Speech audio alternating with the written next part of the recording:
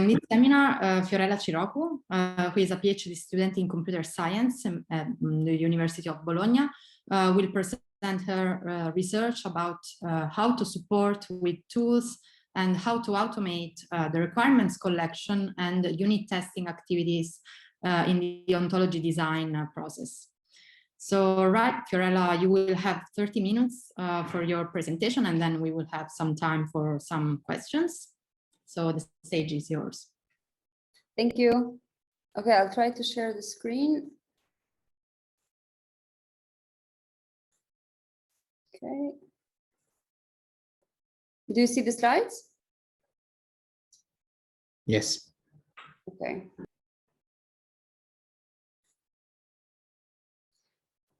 So I am Fiorela Ciroku. Thank you very much for your time dedicated to the seminar this afternoon. The topic that I'm going to be talking about today is the XDBot. It is an interactive tool for supporting requirement analysis and unit testing in the ontology engineering process. Firstly, I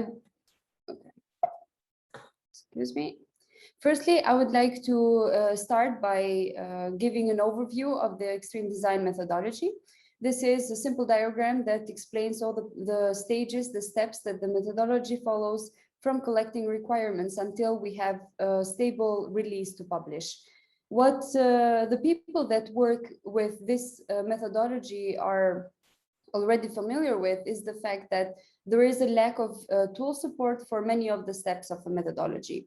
Given the experience of the ontology engineers, we have thought that it would be a very cool idea to kind of support the process of ontology design by providing some tools, especially in the phases of collection of the requirements, formalizing the requirements, and most importantly, also the testing of these requirements.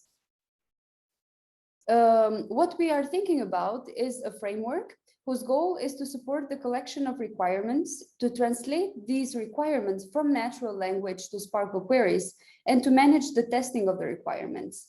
The management of the testing, of course, it includes many functional requirements. Until now, we have identified the following, that are the creation, the annotation, the upload, and the running of a test unit.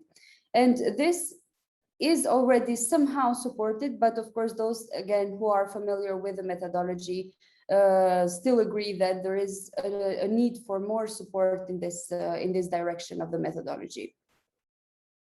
Basically, what we want to do is to create this framework, as I mentioned, and the framework is going to be built or developed based on three main flows that I'm going to explain now. The first flow is the requirement elicitation via the XDBot. This flow includes the fact that we want to get the input from the domain experts. We want to categorize this information to the categories that we need the stories for the requirement elicitation. We want to be able in this flow to connect competency question to research questions, and more importantly, to know if we have already competency questions in our previous stories that can be connected to the ones that we are getting at the moment from domain experts. The second flow, I think that is also one of the main pillars of the framework, is the automatic generation of SPARQL queries. I'm going to explain later also the component diagram of the whole framework, so maybe it's going to be a little bit more clearer to you, but this process or this flow includes the translation from natural language of the requirements that we get from the first flow to SPARQL queries, which is one of the types of the tests that we do for the unit tests. And the third flow is the management of the test unit. So it is going to have the functionalities that I mentioned before, and is going to manage the whole process of the testing for the XD methodology. Here we have the component diagram. You can see that the framework is divided in two sections, let's say. The first one is the requirement elicitation, and the second one is the XD testing. In the requirement elicitation, we see that the actor that provides information in this system is the domain expert. And the requirement elicitation can begin from two entry points that are the stories or the data sets. Usually we start from collecting stories, which include competency questions, research questions, data sets, and general constraints. But we can also start from data sets, and from there, so based on the data that we have available, we can come up with competency questions that can be answered by this data. What I also want to emphasize in this section is the fact that there is a clear connection between competency question and research question. Sometimes for the domain expert, it might not be as visible or as clear as for us after we analyze the story, but especially for my PhD research, I think this is an important step because it can later on entice or kick off the process of knowledge discovery based on the data sets and the stories that we share. And as I said before, the other entry point is the data set that certainly supplies competency questions. This is the first flow that we're talking about. Then the second flow, which is the connection between the two subsystems, is based on this direct link that we have between the competency questions and the competency question verification. As you might be aware, the unit testing in XD is composed of the competency question verification, error provocation, and inference verification that are already established tests. And of course, this whole process is supported by ontology engineers. So the second flow would be going from the competency question to the competency question verification by this automatic process that we aim that can translate from natural language to the SPARQL query. And also what we want to do is to create the system, as I said before, the third flow, that would be the system that manages the whole unit testing of the requirements that we have. Again, another aspect of the framework would be to manage the information that we get from the end user, from the domain expert. That consists of the stories, and so the left part of the diagram. And what we are thinking is to create an ontology. So this is the system ontology that we plan on doing. And it is composed of the 5 elements that are in the requirement elicitation section. And certainly, as I said before, so we have the stories that we begin with, and these stories are translated into competency question and general constraints. And also we have the other entry point that are the data sets that support and supply the competency question and research questions in order to give an answer to these. And of course, there is the clear, as I also mentioned before, the clear connection between competency questions and research questions that address and support each other. So in this part of the presentation, I would like to be more focused a little bit on the requirement elicitation that you already know is the practice of researching and discovering the requirements from users, customers, and other stakeholders. Currently, what we use to gather requirements from our domain experts are the following ones, so the GitHub repositories and the Google Forms. I have chosen to emphasize these two tools because that is also part of the motivation why we think that a chatbot, an interactive conversation with a domain expert, is necessary. For example, in the GitHub repositories, we have noticed that it was necessary for us to write a very long document of guidelines on how to use it, and sometimes it was also necessary to write guidelines on how to sign up in GitHub, how to use the repositories, how to have access to it, how to create files, etc.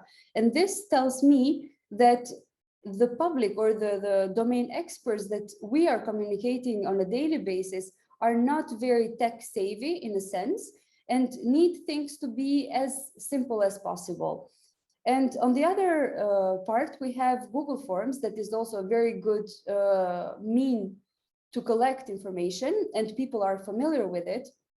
But for example, in this Google Form that is used for populating SPARQL with stories, the ontology engineer would have to wait for the domain expert to fill in the whole form, that it can go to maximum 33 pages, and then collect the information, and then get in contact with the domain expert in case that there are things that need to be clarified, etc. In both of these cases that I've had experience with, what I noticed is the communication, interactiveness with the domain expert.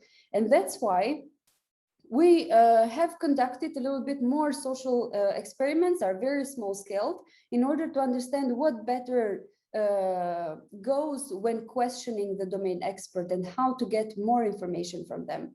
Basically, during my PhD, I have had many meetings with domain experts in order to collect requirements. And in each of those meetings that lasted for an hour, almost an hour each, I have used different questioning techniques that are structured and unstructured interviews, introspection, document analysis, ethnographic techniques, and task analysis. I have emphasized ethnographic techniques because these techniques were actually more efficient for our domain. For those who are not familiar with it, it means it consists mostly on asking open questions to the domain expert.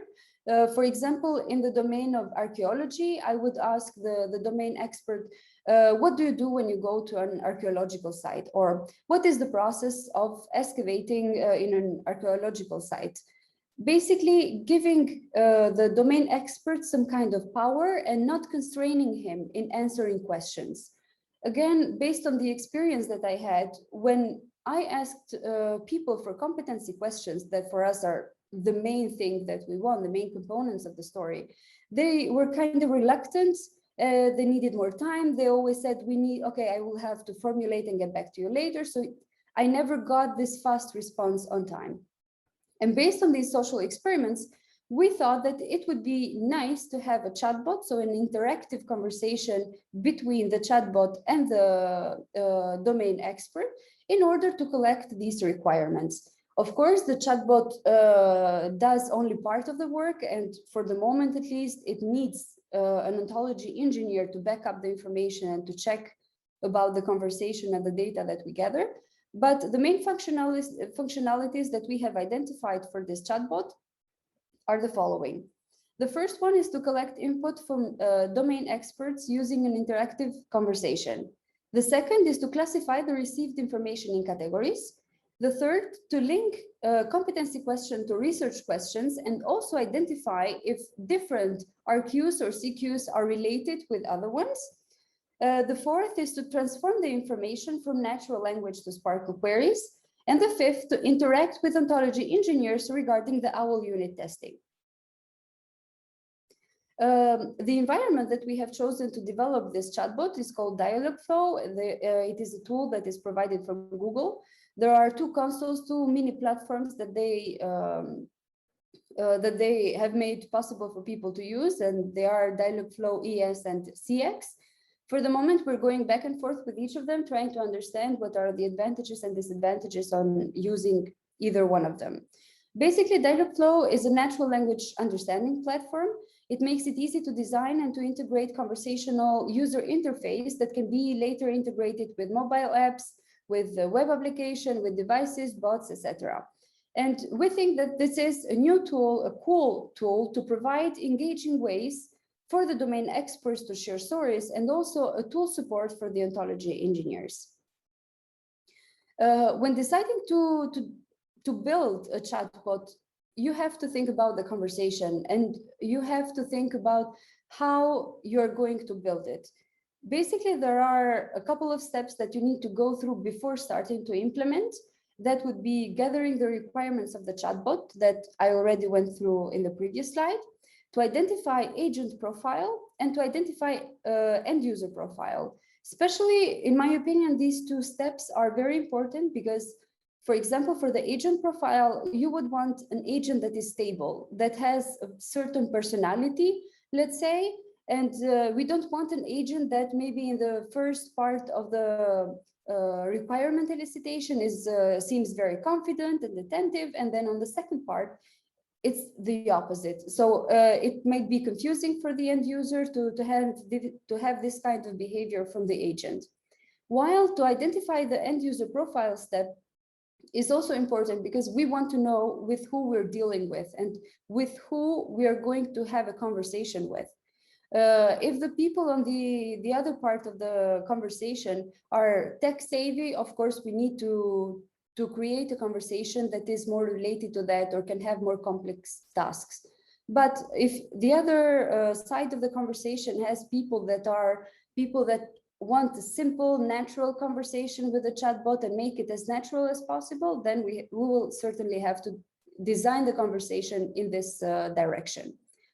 The fourth step is to identify key use cases. That would be what the end user would like to have as features. And then the two last steps are writing sample dialogues and testing these snippets of dialogues. These, in my opinion, again, are very good practice while designing the conversation because they give you a sense of what the conversation is about and how it should go. I'm going to explain each of these steps little by little. So here we have the agent profile. Of course, the picture is not of a real person. The agent profile, as you can see, I have written some kind of adjectives in italics that kind of describe what the character of the agent is. That is, Marco is passionate, is enthusiastic, attentive, analytical, and efficient. And the same thing, the whole process of identifying and defining the profile happens also with the end user. So Paula, I have named the end user like this, is an expert in cultural heritage. She is well-respected, experienced scholar, open-minded, composed, and shows true motivation, and of course is willing to help and share knowledge about the domain of expertise. When we define the end user, we also need to know what the goal of the end user is in order to adapt the conversation as closely as possible for her or him to have to reach this goal. So the goal of our end user is to share requirements about the domain of expertise in the form of stories. The context, we have taken it as a given that the user is in her or his office, is trying to formulate some information, and the information can be in a written document, in a digital format, a database, etc. And to formulate this information into stories. She's not familiar with the concept of stories and the process of delivering information in this form. So that's why we are trying to provide a conversation as easy as possible for her to reach this goal. And the last thing about the end user is the critical user journey, which is the happy path, let's say. So what is the ideal path that the end user should take? And for example, for the project of Polyphonia, we have decided that the stories must include the following information. That is the persona, the goal or question, research questions, scenario, competency questions, and data sets. Now, user cases from the end user perspective are similar to the ones that we have already shown on the slide. Like, for example, the end user wants to describe the story, the persona of the story, wants to formulate the goal of the story, wants to describe the scenario, wants to submit research questions, competency questions, wants to be able to connect these two with each other, and also wants that the chatbot to suggest related research or competency questions. Again, here we have, for example, a sample dialogue that was written in the beginning of the design process. And as I will show later on, of course, the conversation has improved with the development, but still it was a good practice, as I said, to understand better how the flow can go into the conversation. Now, this is the most important part, at least for the conversation design process. That is the conversation flow. Here it's how the ideal conversation would go. The conversation starts when the domain expert does write a greeting word like hi, hello, ciao, something like this. And then the chatbot picks it up and then starts a conversation by presenting himself, by explaining what he is able to do and how he can help the domain expert. And also in the first flow, we have the domain expert identification. This is not part of the stories, but it is a good practice for the conversation in order to make it more personal and more natural between the chatbot and the end user. Then after we are done with the domain expert identification, we continue with the persona identification, where we ask about all the information like name, age, occupation, interests, and skills. The third flow is the goal or the research question flow, where we ask about goal and keywords. The fourth is the scenario and competency questions. And again, we ask for both of these elements. The fourth is the data set, and we ask the end user about possible data sets that they can provide to us to respond to the competency questions. And the last one is the general constraint. After we get all of this information, and the end user agrees that there are no more constraints that they can provide to us, the conversation ends. How we do this? Basically, in Dialogflow, we use intents that are a type of tool to guide the conversation. This is the example of the initialized story collection. We use the intents for the chatbot to understand what the end user wants to do. What is the intention of the conversation? What I've done in this example is for initializing story collection, and I have provided training phases to the chatbot. Like, I want to share a story about etc. I have a story to share about, so sentences like this, so the chatbot can understand that I want to start the process of story collection. And more importantly, what you can do here is that you can activate parameters that capture the information from the end user. So this is not just a plain text that I get from the user, but I have, for example, the parameter here that is the story topic, and I get this parameter and I save this parameter, and I can later manipulate it. And of course, as well, I can add responses to the text that I have gotten from the domain expert. That in this case is great story topic. Can we continue with the persona identification? And this question is specifically done in order to guide the conversation and to go to get the information that we certainly need for the stories. Until now, we have integrated the XDBot in 2 platforms that are Telegram and Slack. You have also the links here in the slide. So if you want to give it a try and of course, give me feedback on it, I would be more than glad to have a conversation about it. Of course, there are many other platforms that the chatbot can be integrated, like Skype, Facebook Messenger, Twitter, Viber, etc. But this again remains to be decided with the other people that are going to be testing the XDBot in order to make it as easier for them for the testing. One of the most important things, so after the conversation has ended, where do we find this conversation? From the console of Dialogflow, there is a section where you can check the history of the conversation, the whole log of the conversations, and also the history of one specific conversation. The problem is that there is no API that can actually get this information directly from the console. And what can be done in this case is to use the Logs Explorer, that is also another tool from Google, where you can get this information in the JSON file. And certainly the JSON file can later be translated into RDF, OWL, and be used for manipulation of information, and also for the population of the system ontology that I described in the beginning of the slides. The testing, there is always an open call for the testing. I would really like feedback on the tool. For the moment, there is a need for feature testing, for feature improvement ideas, for new feature ideas, and also for dialogue refinement. So to make it a little bit more natural, the communication between the chatbot and the expert. Ongoing and future work, of course, we are going to continue with the implementation of new features for the chatbot. Also with the training the chatbot with new phrases to increase the accuracy so that the chatbot knows truly what the intention of the conversation is about. Testing the chatbot as early as possible to understand issues and to gather more specific requirements. To focus on testing units and plan how to develop a system that can manage this phase of the process. And also, most importantly, investigate on technologies that can help translating from natural language to SPARQL queries. Thank you for your attention. This was my whole presentation. I hope that you enjoyed it, and surely open for questions. Okay, thank you very much, Fiorella. So you can start raising your hands if you have questions, but actually we already have one in the chat. I don't know if Andrea, do you want me to read it or do you want to?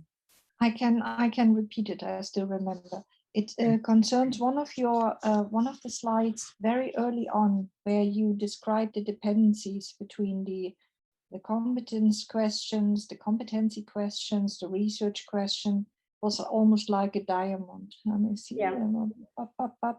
Yeah. No, Yeah. the other one. The other next one. Yeah, exactly. Okay.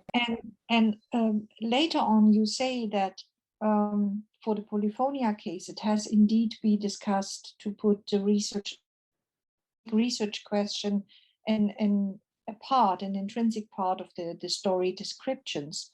So I was just puzzled. Why do you take them apart? So why don't you have a connection between the stories and the research questions? So I guess I don't understand something here, but so why is it mediated via the competency questions?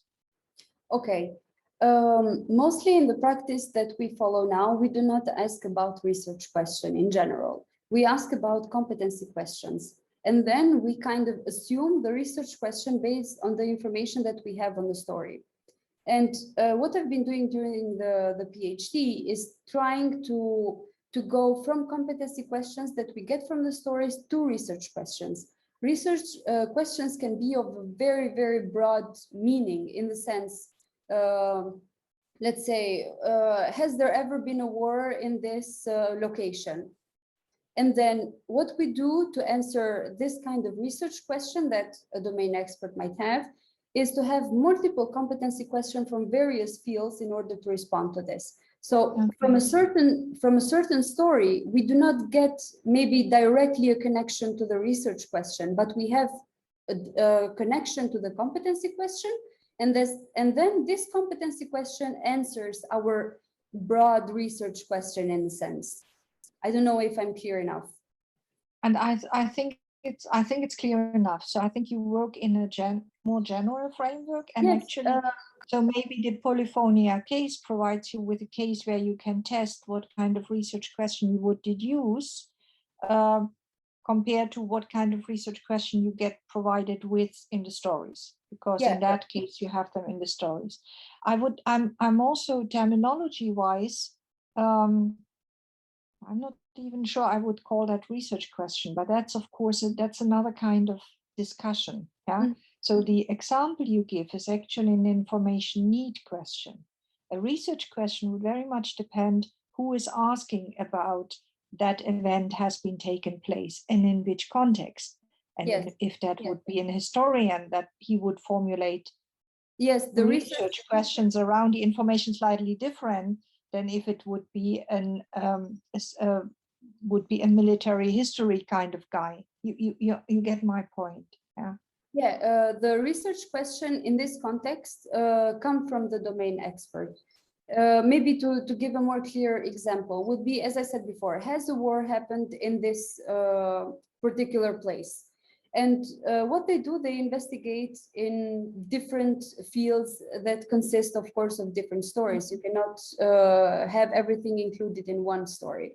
And the different stories can be, okay, they investigate archaeological sites and they investigate if they find materials or things that were not particular of the place. They investigate on houses and do this analysis, maybe if the house was destroyed or if the house was burned down, that are mainly caused by wars. And also they do another analysis that are the dating of the materials that they found, etc., and etc. So in order to answer this big research question that a historian or an archaeologist has, that is, has there ever been a war in this certain location, they need these snippets of little stories to answer these, that then a collection of all of these stories respond to the research question. And that's why I understand. Okay. Yeah. Thank you very much. Please. Okay, so we have another question from Misa. Go ahead. Hi, Fiorela. It's a very interesting work. So I'm interested in both the chatbot and the translation to SPARQL query that you introduced. We are facing some similar problem in the work of visual and contextual question answering that we are doing with Luana and Ludovica. For example, if we had a tool for translating natural language questions in SPARQL, it would be very, it will solve a lot of problems. Yeah, what we did right now was to cluster the questions that we have and to classify them in question templates, and then manually we associated a question template with the SPARQL query. So we had to build the query by hand. So doing some work in this direction to automatize this process would be very interesting. I have a question about the flow of the chatbot. I think what you described is like so you define a flow, no? And the flow is this. I was thinking about the possibility of having a like mixed flow that adapt to the conversation. Like if the user says something, you, instead of passing to the next point, you pass to another point. So I don't know, you maybe start with the competency questions or with that specific competency question in a way that it seems the conversation more natural. Mm-hmm. Do you think this is something possible, or what are the challenges of doing something like this? Well, this is certainly the ideal way of how things would be done. And I would really like if we could complete something like this. At this point, as I said, we're still investigating through the consoles, the platform that is in our availability. And there are a few drawbacks in this sense. In generally speaking, you can do this understanding of what the user is saying by, as I said before, the intents. So as many intents that you create, as many training phases that you provide to the chatbot, it is way more possible for the chatbot to understand the conversation, behave based on what the end user is saying, and then kind of again deriving or guiding the conversation somehow, because we wouldn't like an endless conversation between the chatbot and the end user, because that would be too much information for us and maybe too much even for the domain expert. But in general, yes, I do agree that it is a very good idea. And as I mentioned, even in the component diagram that I described, we can have here, I have in this flow, we only have the conversation starting from the story, but not from the data set. As we said, that I can also start the conversation from the data set. So there are different scenarios that we have to consider. And that's why I also did the open call for the testing, because I would really like some feedback and ideas on how we can process this better. And also based on what you said earlier, of course, I am very much open for collaboration, even for the translating to SPARQL queries and other processes that I explained. So I would really appreciate some help and expertise in this field. Yes, maybe we can talk offline about this. Sure, thank you. Very, very interesting, your work. Thank you. Okay, so in the chat there is actually a suggestion from Rocco. I don't know if Rocco wants to say something about it, or anyway, there is a link. Yes, it's a link. It's a recent paper of mine in which you can find a simple model that can translate from natural language to different graph formalisms. So if you have the training data, and I know that there are the training data for that maps natural language to SPARQL queries, you can train a system, also this one with this data, and you can have a very accurate. I think you can have a very accurate model for doing that. Nice, thank you. You're welcome. Okay, so is there any other question? Maybe. Thank you for the very nice presentation. I really like the idea of using a chatbot for collecting, because many questions that you actually, the conversation that you have with domain experts, it's something recurrent with in several domains, and you ask always similar questions in each case. So if the chatbot can automatize this process, I think that it is very the ontology engineer would really benefit of this. I didn't get a point. So you basically with the chatbot have a collection. You collect intent, and I didn't understand how the software is able to formalize the requirement in a competency question format. Is able of doing this, or it needs an ontology engineer to do that? Well, in at least at this point of the development, that I should add that is very early on phase.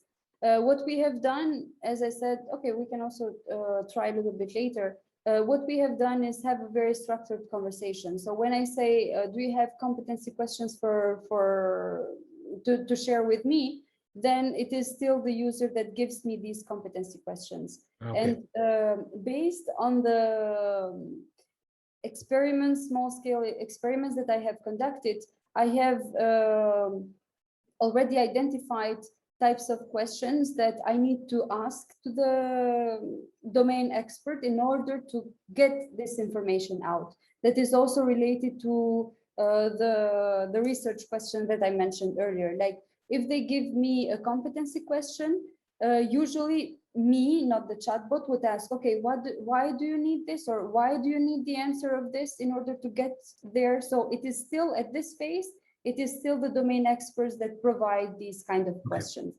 Okay. Because it's very it is very domain specific. Mm-hmm. Not all of us can have the expertise to analyze competency questions or research questions in archaeology, in musicology, etc. Because certainly we're not experts of the field, so we definitely need the input from the end user. Yeah. Okay. Now I get it. And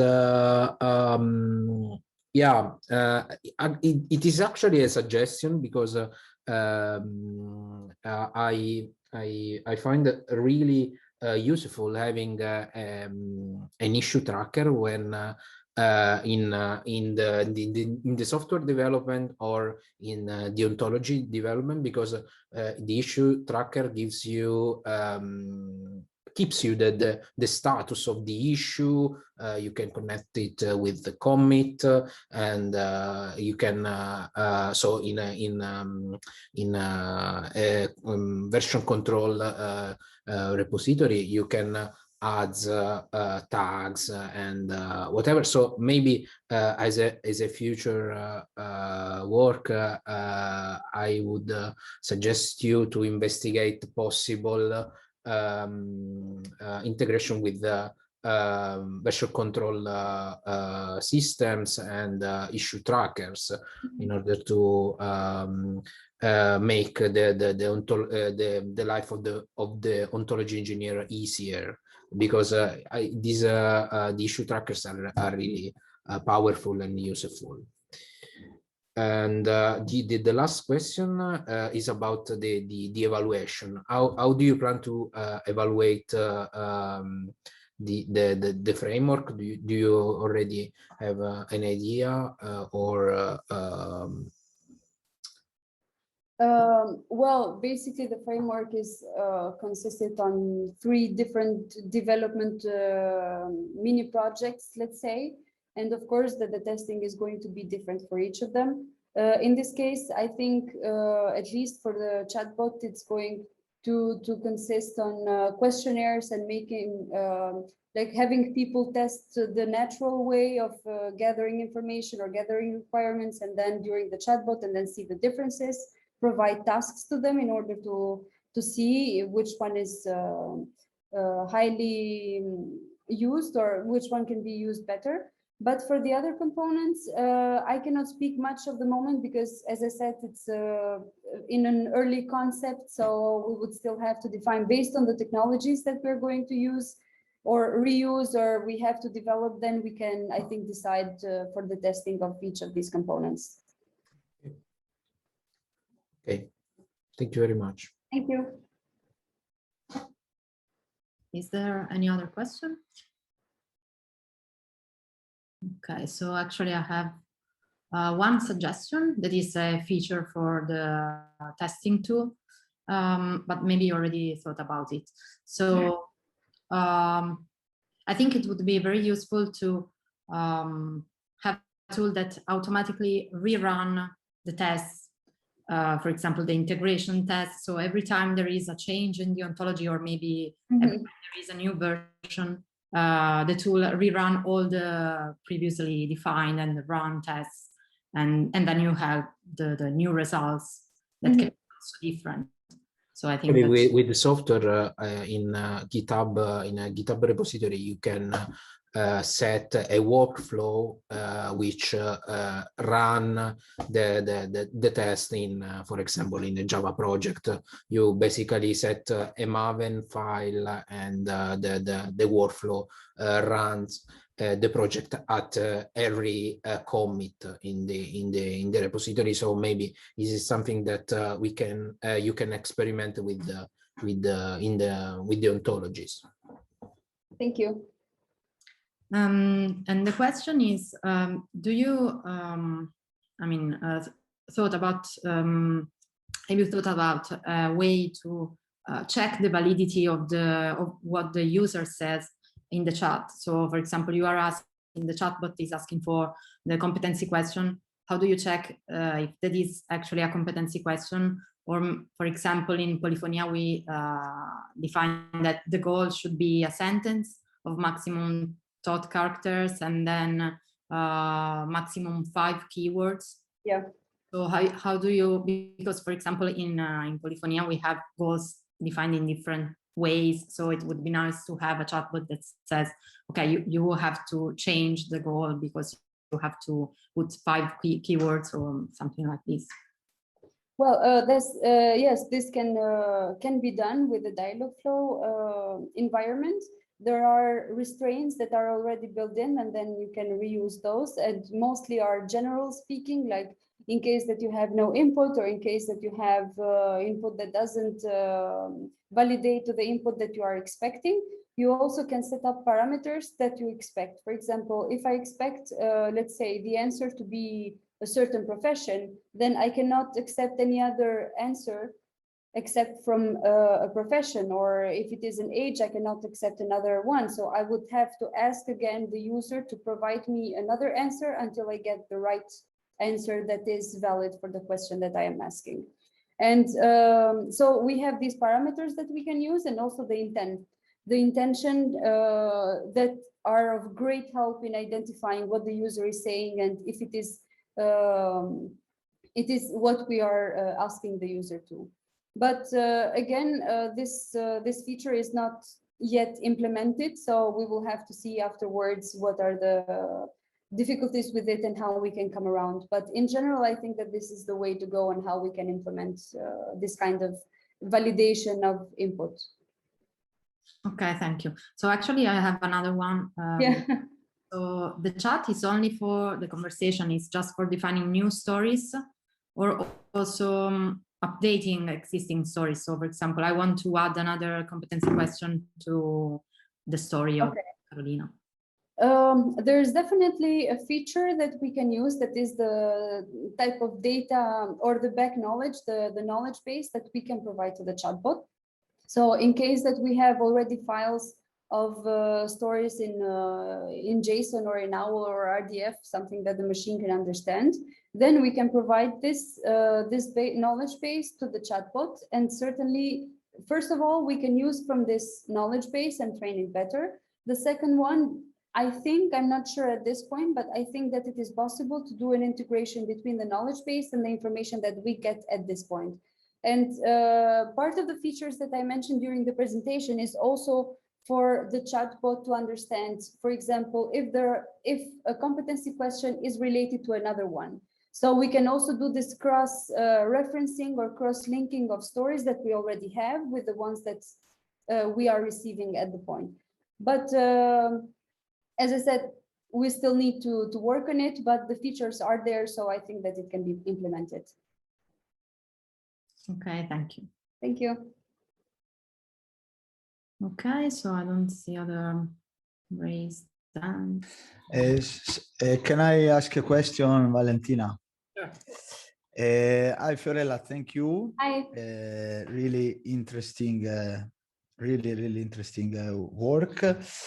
I get the chance because you are on this slide, and I wonder, well, you said that there are no public APIs. Is that true? To analyze the kind of data that are produced by the conversation with the chatbot, is it true? And if it is, I wonder how you manage to analyze and retrieve the data that you collect from the platform, if you plan to do all manually, or I get it wrong, I don't know. Okay, so basically from Dialogflow, you get a view of the history of the conversation. I can also show, let's see if I can change my way of, okay, new share. Just 1 second. No. Desktop. Okay, let's see here. Just 1 second so that I find the window.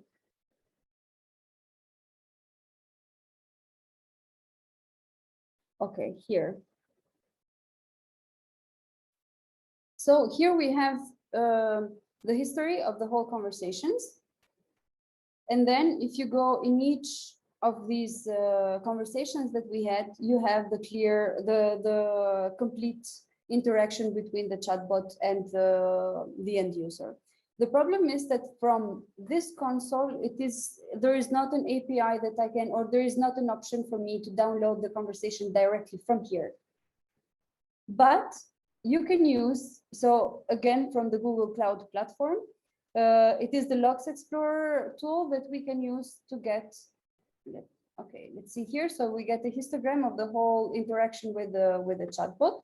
And also you can get here a list of all, because I expanded it earlier, okay? A list of all the interactions that the chatbot had with someone. And then you can understand what the conversation was about, and then you can manipulate the data from it. Currently, I have done this step manually. So I had just saved the whole files in my computer. You can do it also in Google Docs, I think, but also locally in your computer, and then try to transform this information from JSON to RDF and OWL. But I think that most probably we can integrate something to do it automatically to download the conversation, because certainly when you have, I don't know, 50 stories coming in a certain amount of time, you don't have time to go and download everything. I don't know if this answers your question. Yeah, it answers my question. Yeah, that was what I was thinking too. The problem of analyzing analyze all that a huge amount of data. Yes. Manually, and here you can also search for like the specific time frame or something else that you want, if you want to to put some constraint on your search and get only a certain amount of information from there. So you don't have to download or deal with all the data that you have. Okay, thank you. Really, really. Any other last minute question? Okay, so if we don't have any other question, we can thank Fiorela. Thank you very much for your presentation and very nice work. And so we can close the meeting. Have a nice afternoon.